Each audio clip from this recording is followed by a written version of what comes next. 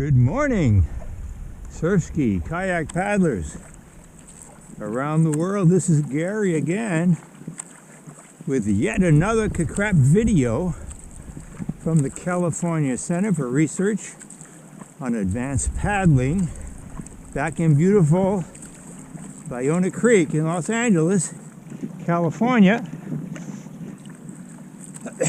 Again, looking at the snow-covered San Gabriel Mountains in front of me. What we're looking at today is the positive or the potential propulsion of negative angle. Okay, so I want to see by comparing two different strokes what happens if you go well beyond vertical into the negative angle. By that I mean this is positive angle, this is, at least from seen from the side, vertical, no angle, and then this is negative, right, when the top hand gets above in front of the bottom hand, right? So typically we are instructed to keep the stroke short. Some people say try to start taking it out at your knee and make sure you get it out by the hips and not much after, because if you go too far, two bad things happen. One is that going back that far can cause instability, which will not be a topic of today's video because I've shown in other videos that I've been unable to find any instability back there. But that's one potential bad thing. The other thing is that you really can't put any force back there, either because your body's in the wrong position or the paddle will just start pulling you down rather than forward. So what we're going to do is compare two strokes. One is what I'm going to call my patient short stroke. All right, so patient meaning I'm going to plop the blade in and make sure it's completely submerged, and then give it a short pull and try to get it out at least by my hips or not far beyond. And you can tell that's happening because if you look at the top blade, maybe the throat of the blade may be coming as close to midline on the boat, but not more, okay? And I may glance back a couple times to see, in fact, that I'm doing what I'm calling patient short stroke, and then I'm going to keep the same stroke rate and make it a long stroke. And if I get a nice long stroke, you can see that because the top blade will actually pass the center line of the boat, sometimes actually clear the boat completely. And to do that, you know, that blade is going way back. All right, so here's, if I'm going like that, you get an idea of how far back that is. That's really far back. If I just get the top of the blade at midline, that's more like that. It's still far back. Okay, so we're going to compare those two, and the idea is that by keeping the same stroke rate and adding more stroke length, we'll be able to see what that does to my speed and my heart rate. And the idea is that if I'm actually getting propulsion back there, that must mean I should get greater speed, right? And I should also, my heart rate should be going up because I'm doing more work pushing the blade back there. Okay, so that's what we're going to do. And I'm going to start off with the short, after I turn around, the short patient stroke, and I'm going to be shooting for a stroke rate pretty low, 64, but I can do that without having to, with the short stroke, without adding unusual pauses, and it's not too fast for me not to be able to do with the long stroke. So that'll be 64, and I know I can do that because I have my Garmin 945 LTE. It has a metronome feature. I have it set for 64. Every other beat it vibrates my wrist, so I can just paddle to the beat and control my heart rate. Okay, what I'm varying, however, will be the length of the stroke, and we'll see the dependent variables. So the constant will be the heart rate. Sorry, the constant will be the stroke rate. The independent variable will be the type of stroke I'm using, the stroke length. And the dependent variables, if you want to think of it in research, will be speed, I'm measuring kilometers per hour, and heart rate. Okay, so I'm going to turn around here, and I'm going to go right from the patient short stroke to the patient long stroke without an extra transition lap as I've used in the past, because it's really easy for me to keep that stroke rate and just make the stroke longer immediately. So I will hit the lap button on my watch. This is the first lap, so this would be the introduction. And then lap 2 should be the short, the patient short. Lap 3 should be the patient long, if I do it right. And then I might do those two again, hit the lap button and go back to the patient short, maybe changing direction to see what the current flow is doing to speed. And then the last one would be 1, 2, 3, 4, 5. Should be lap 5, might be then another patient long stroke. But I will let you know as we go through. Okay, so let me see if I get some water out of my leaky baler as I reach the upper navigable limits of Bayona Creek. And then I will turn around and we will get the show rolling here. Close the baler. Make the turn. We should be at ebb tide here. The water should be flowing out with me here from high tide to low tide out to sea, which is where I'm paddling now. Okay, so let me get this lined up. Okay, I like the beat on my left arm, left wrist.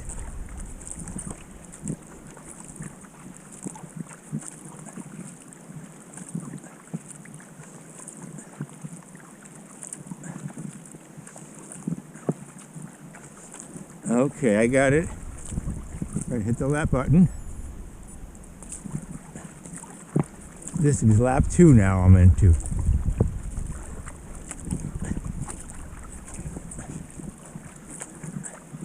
Okay, so this is the patient short stroke.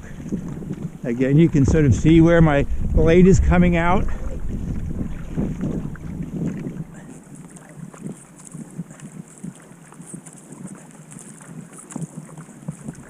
You can see 32 on my watch. It says 34, but I know I'm paddling to rhythm.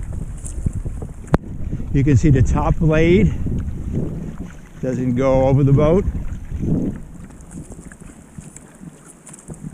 I'm trying to give it a nice pulse, even though it's a short stroke. I'm at 130 heart rate, 10.7 speed, kilometers per hour. 129, 10.8.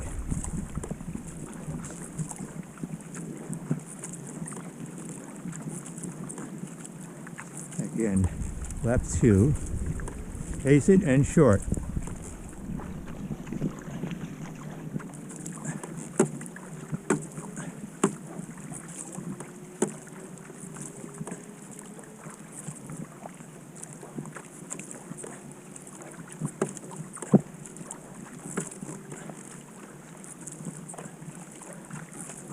Okay, 131.11 kilometers an hour.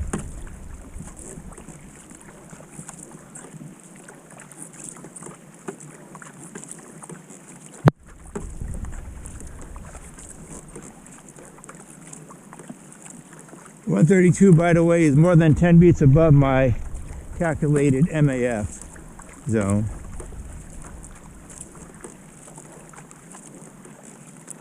One 11.1.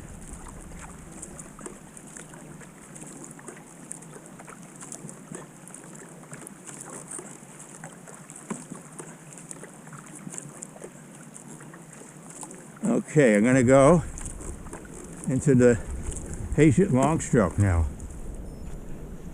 This will be lap 3.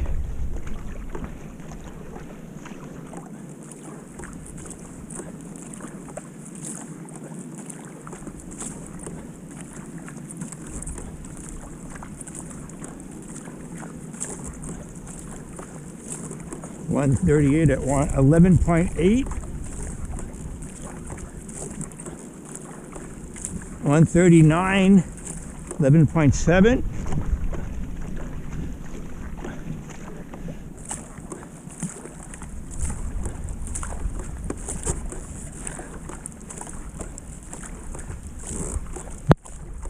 Actually going over 12 there for a little bit. 140, 141, 12.2.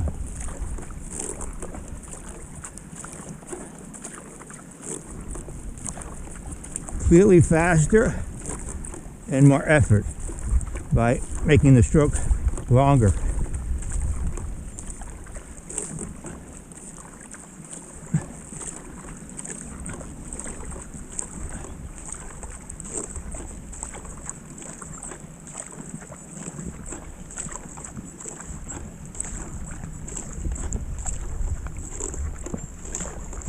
.140 something. They're dropping away, damn it. 145 at, okay, we'll have to get that back up again.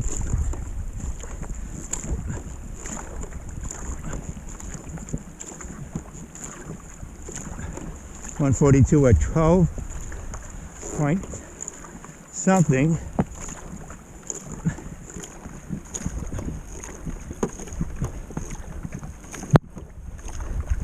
.143 at 11.5 kilometers an hour.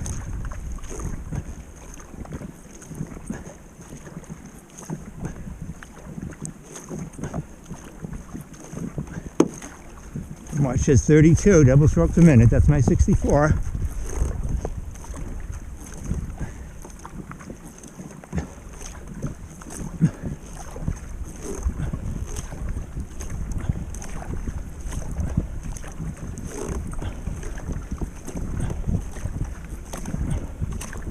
.145 heart rate at 12.0.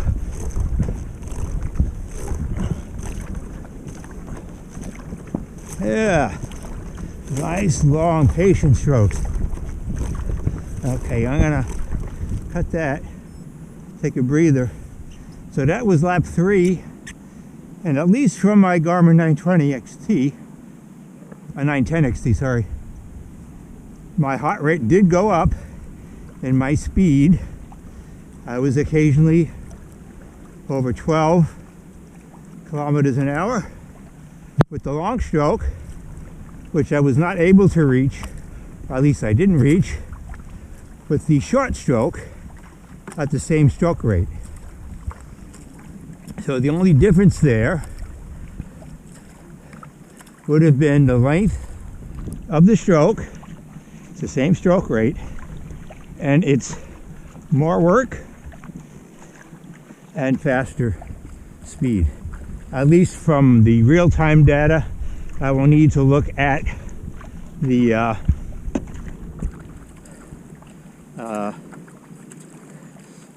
Strava and actually the lap data from Garmin Connect to check that out. So there you go. Suggesting that there is some propulsive value to negative angle to the long stroke. Now, whether I'm getting enough speed for the extra effort is another question, more difficult to answer. But at least it seems to be from the real-time data that at negative angle you can get some work done which increases your speed. So I think I will do it one more time here, and I will turn around. I should be going against the tidal current when I do so. So we'll see what influence that has both on the speed and the difference in speeds, the deltas, as they're called, of the two strokes. The patient short and the patient long. Okay, so I'm going to turn around here. I'm going to check my camera. Make sure it's still humming along. It is. Maybe clean off the lens here. Little droplets.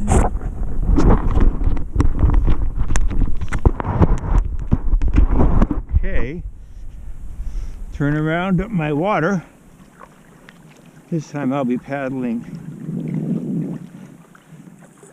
away from the ocean as the tide comes out, goes down.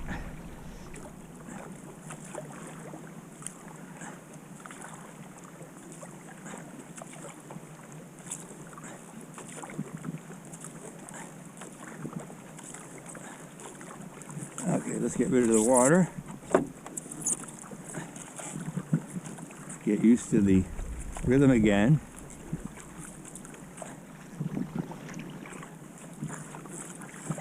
"64 strokes a minute." Okay, water is gone. This is the short stroke now.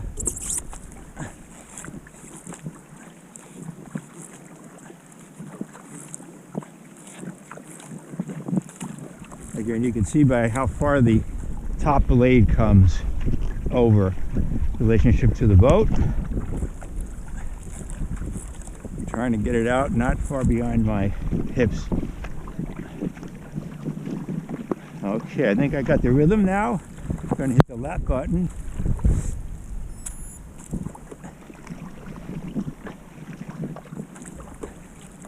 This will be lap 5. Patient and short.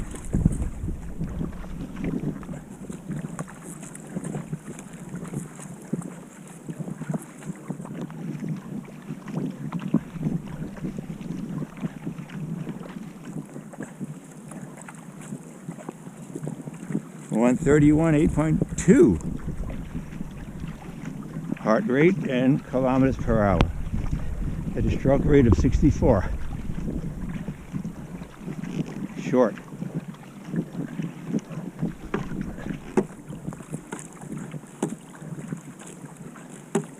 Notice that if I talk, sometimes it's hard for me to keep attention on my wrist, the metronome. 131, 8.9.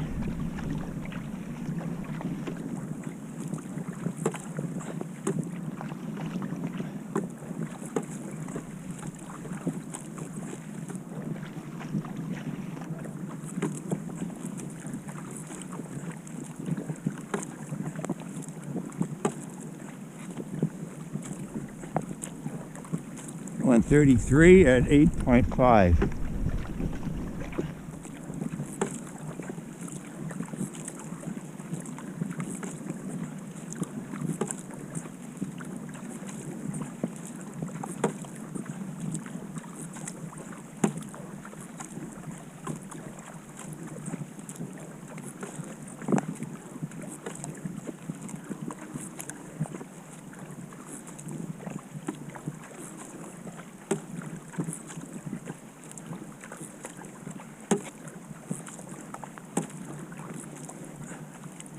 (135, 8.5).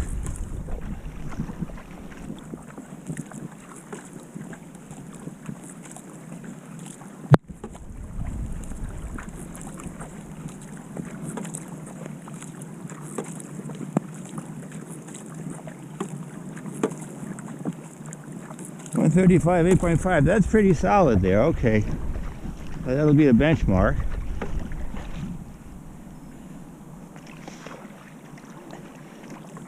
That was lap 5. This will be lap 6, the long stroke.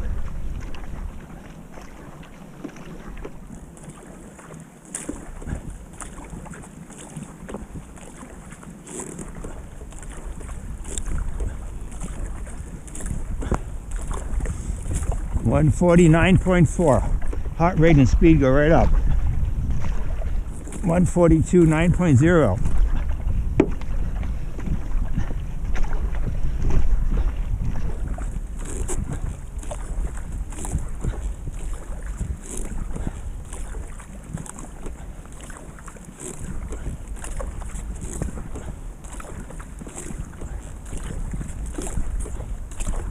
$144, 9.4.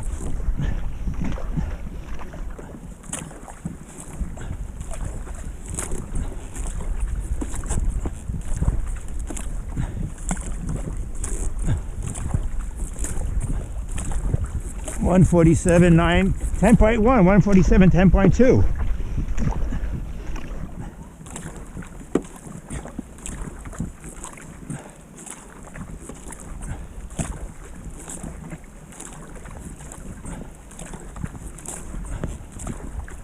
$149, 9.9.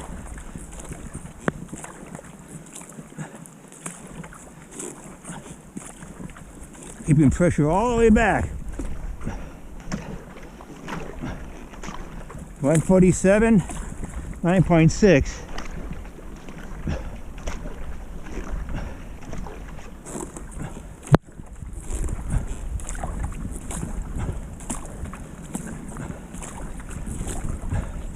$149, 10.4.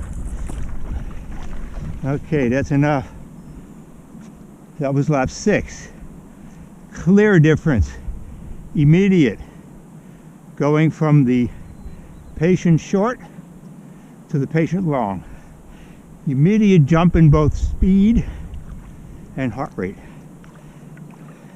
Looking at the real-time data. The speed data may be different because I take it from the new watch on Garmin Connect, and at the old one, which uses GPS, new one uses GPS and GLONASS, so I get the Russians involved with the States, but the heart rate is no different, so the heart rate is up. So this is a discussion. And again, I'm not going to say that there is no use for short strokes and for quick strokes, meaning non-patient ones. But the fairly widespread knowledge that negative angle is useless, you can't apply any force back there, that you're rubbish back there, at least for me, today, in this boat, at my advanced age of 69.9 years of age, indicates that ain't necessarily so, as the famous song says. I think that's Guys and Dolls. Maybe I'll write a Surfski version of that. It ain't necessarily so. Yeah. Original, the things that you're liable to read in the Bible ain't necessarily so. Anyway, have to substitute YouTube maybe for Bible. What am I paddling this way for? I want to get out to the ocean. So, there you go. How did this become common knowledge that had to keep the stroke short? And again, I'm not saying there isn't a role for having short strokes and applying force early, but like I said, it ain't necessarily so. I found no balance problems going way back I can actually hit the boat in the back if I want. That's a little bit extreme. And I can go faster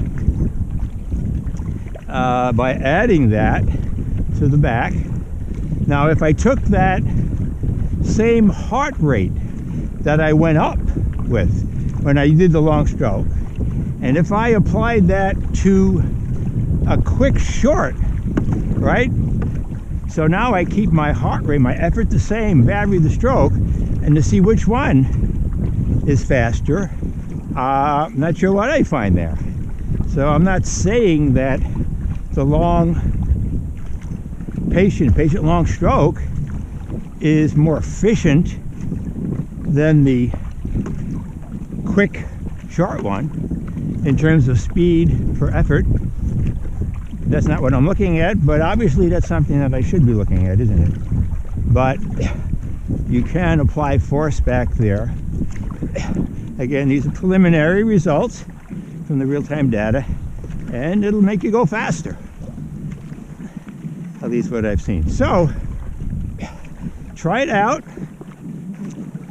Give negative angle a fair chance. See if you like it. Maybe just for your MAF, easy, low intensity workouts, but maybe more than that. I don't know. If you, for some reason, want to lower your stroke rate and increase your speed and effort, the long stroke may be the way to do that. All right? Because stroke is longer. Speed is a function, simple product of distance per stroke and stroke rate. All right? So that's what we're playing with, same as in swimming. So I'm getting clearly a much greater stroke length. Actually, I should be able to look at that as well on Garmin Connect. And of course, here I'm keeping the stroke rate the same. So my short one was maybe a little artificially low, but I could do it without big pauses. So anyway, let me know what you think. Give it a try, and we will continue to explore this wonderful sport and discover its possibilities.